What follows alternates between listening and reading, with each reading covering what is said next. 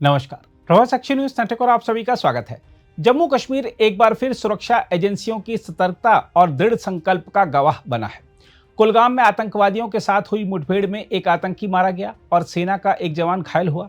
इस घटना ने स्पष्ट कर दिया है कि घाटी में अब भी दहशत फैलाने की कोशिशें जारी हैं, किंतु भारतीय सुरक्षा बल पूरी ताकत से उसका मुकाबला कर रहे हैं। यही नहीं, एनआईए ने भी 5 राज्यों और जम्मू कश्मीर में एक साथ 22 ठिकानों पर छापे मारकर आतंकी नेटवर्क की जड़ों को हिलाने का काम किया है। वहीं अंतर्राष्ट्रीय सीमा पर पाकिस्तानी घुसपैठिए की गिरफ्तारी एक बार फिर इस सच्चाई को रेखांकित करती है कि आतंकवाद को पड़ोसी देश से लगातार प्रश्रय मिलता रहा है। इन घटनाओं के बीच उत्तर कश्मीर में हालिया अध्ययन ने एक और महत्वपूर्ण तथ्य उजागर किया है। अज्ञात कब्रों के नाम पर वर्षों से जो भ्रम फैलाया गया वह झूठा साबित हुआ।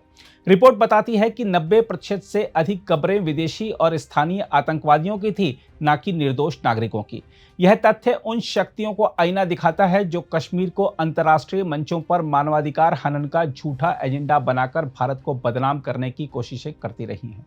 हम आपको बता दें कि उत्तर कश्मीर में 4056 अज्ञात कब्रों में से 90% से अधिक कब्र बाहरी और स्थानीय आतंकवादियों की हैं। एक नए अध्ययन में यह जानकारी सामने आई है। इस अध्ययन ने सामूहिक कब्र को लेकर लंबित अवधारणाओं को चुनौती दी है। Unravelling the truth, a critical study of unmark and unidentified graves in Kashmir शीर्षक वाली यह रिपोर्ट कश्मीर स्थित गैर सरकारी संगठन save youth save future foundation द्वारा किए गए अध्ययन पर आधारित है। वजाहत फारूक भट्ट, जाहिद सुल्तान, इरशाद अहमद भट्ट, अनीका नजीर, मुदस्सिर अहमद डार और शब्बीर अहमद की अगुवाई में शोधकर्ताओं ने उत्तर कश्मीर के सीमावर्ती जिलों बारामूला, कुपवाड़ा और बांदीपुरा तथा मध्य कश्मीर के गांदरबल में 373 कब्रिस्तानों का निरीक्षण और दस्तावेजीकरण किया। वजाहत फारूक भट्ट ने कहा, जनता द्वारा वित्त पोषित हमारे संगठन ने 2018 में इस अध्ययन पर काम करना शुरू किया और 2024 में इसका आधारभूत कार्य पूरा किया। इसके बाद हम विभिन्न सरकारी कार्यालयों को प्रस्तुत करने के लिए रिपोर्ट तैयार कर रहे थे।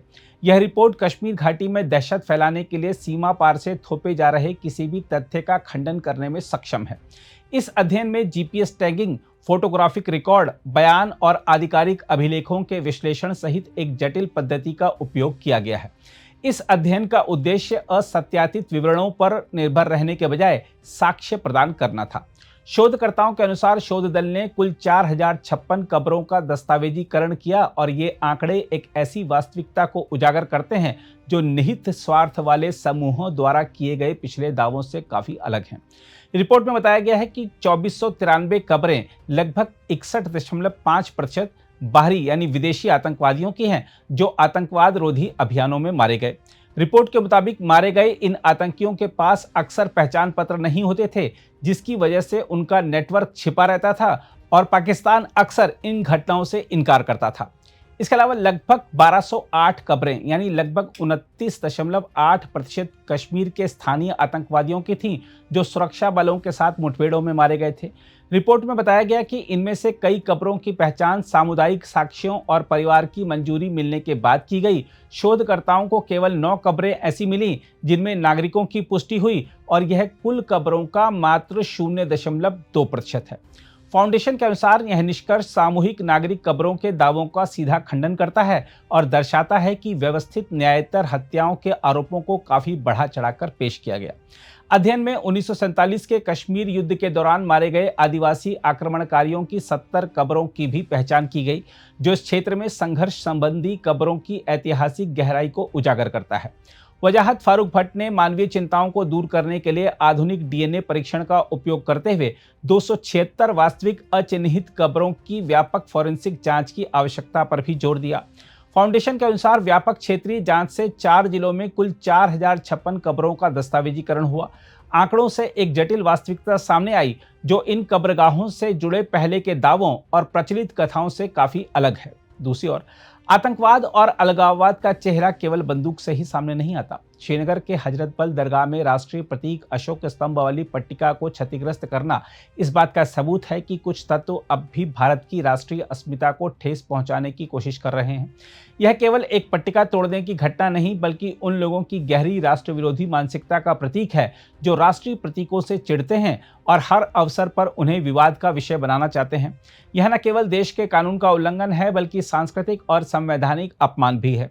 इन तमाम घटनाओं को जोड़कर देखें तो तस्वीर साफ है। भारत अब आतंकवाद और उसके समर्थकों को बख्शने के मूड में नहीं है। सुरक्षा बल आतंकवादियों को ढेर कर रहे हैं, जांच एजेंसियां साजिशों की जड़ तक पहुंच रही हैं और जनता के सामने सच लाकर झूठे प्रचार को तोड़ रही हैं।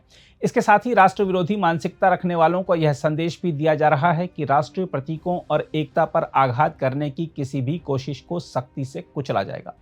निष्कर्ष यही है कि जम्मू कश्मीर में नया युग शुरू हो रहा है, जहां आतंकवाद और अलगाववाद की जमीन सिकुड़ रही है और राष्ट्रवाद की जड़ें गहरी हो रही हैं। भारत की जनता और संस्थाएं यह तय कर चुकी हैं कि अब किसी को भी हिंसा और राष्ट्र विरोध की आड़ में मासूमों को बरगलाने की इजाजत नहीं दी जाएगी। अगर आप भी लेना चाहते हैं देश दुनिया की तमाम जानकारी तो आज ही सब्सक्राइब करें हमारे चैनल को।